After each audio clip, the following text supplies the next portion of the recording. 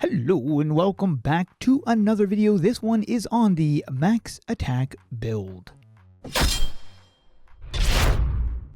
First, I'd like to thank Kurtz from the AE Federation because I used a lot of his information for this video. This is the first of a couple videos I'll do on a variety of builds that you can have. This is the Max Attack build I'll be showing you in this video. So the Max Attack currently is 4,890 as of the filming of this video. That is the Max Attack. In order to get that, you will be needing certain items. The first item is the Phoenix Blade of Nulgath. I don't have a guide yet on how to get this, but I am working on a guide for this one, the complete guide on how you can unlock this.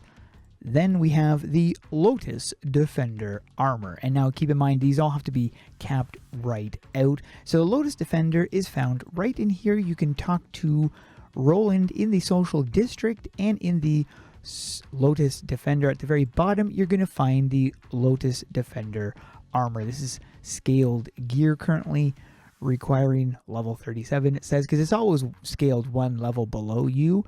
And this is the stats of it, but you need to enhance it all the way up to 20 in order to get the stats that I currently have. The next is the helmet, the Golden Valor Crown. Talk to Maximus in the Battle on Town, and in the Sansi rewards in the Sansi capstone equipment, you will find the Golden Valor stuff. So the one you're looking for is the Golden Valor Crown right here, and you will need to enhance this in order to get the full thing for it. In case you don't know what I mean by enhance, I mean infuse your items, and this is how you go into the infuse and then pick whatever item it is you want to infuse. Let's say this, for instance, you'd need to get it all the way up to 20, so you'd be spending gold to do that. If it's a maxed out level, if it's a level 38 gear or anything at the cap, it would then be costing capstones in order to infuse it. Next item is the Lotus Defender Pauldrons. Head back to the social district and talk to Roland, and right back in the Lotus Defender stuff, you're going to be finding the Pauldrons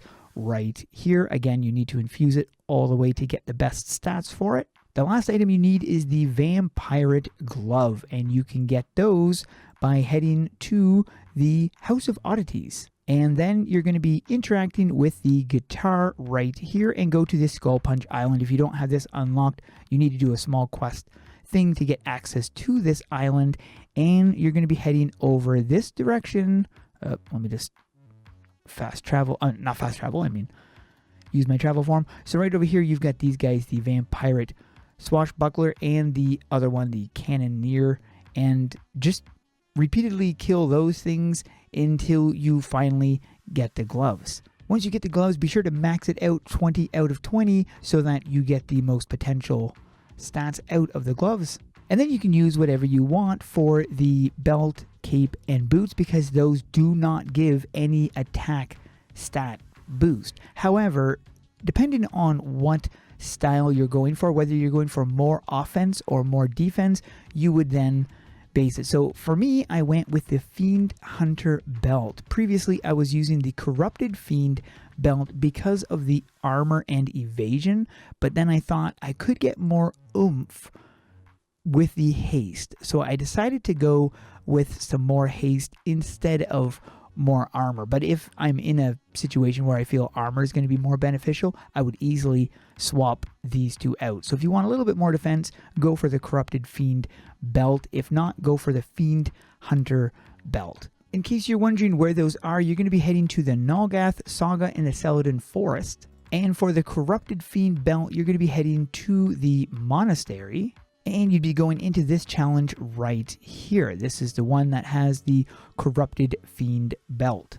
If you are going for the Fiend belt, then you're going to be heading this direction.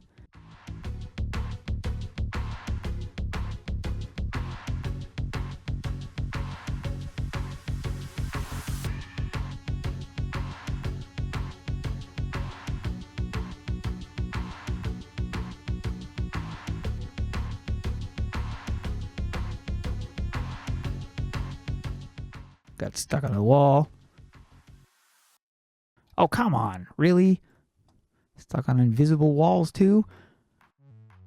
And you're going to be coming right down here and talking to this person right here. And then you're going to be running the Thorax challenge. And in here you have a chance of getting the belt. Fight Thorax until you get the worn belt. And once you do get that, talk to Evangeline in the challenge. Don't leave the challenge, because if you do, you would have to re-enter in order to go into this crafting. And in here you will be able to find the belt. For the cape, I'm running the Shepherd's Mantle. This is found in the Capstone shop, similar to where you found the Golden Valor thing.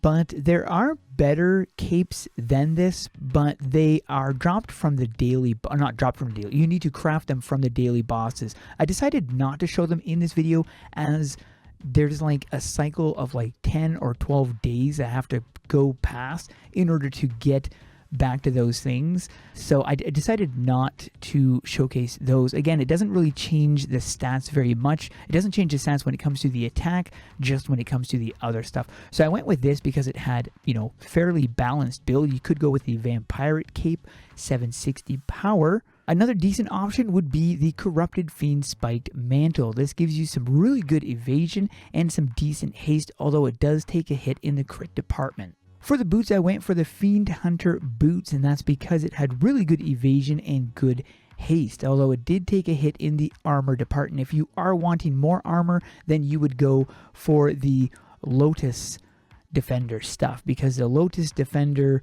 boots had more armor, but it did have less evasion, and I personally like having more evasion because it gives me a higher chance to dodge. So if you do want the Fiend Hunter boots, you would have to head, I'm just going to jump back to the beginning, and you're going to be heading through the tunnel once you get into the thing, and we're heading towards the village.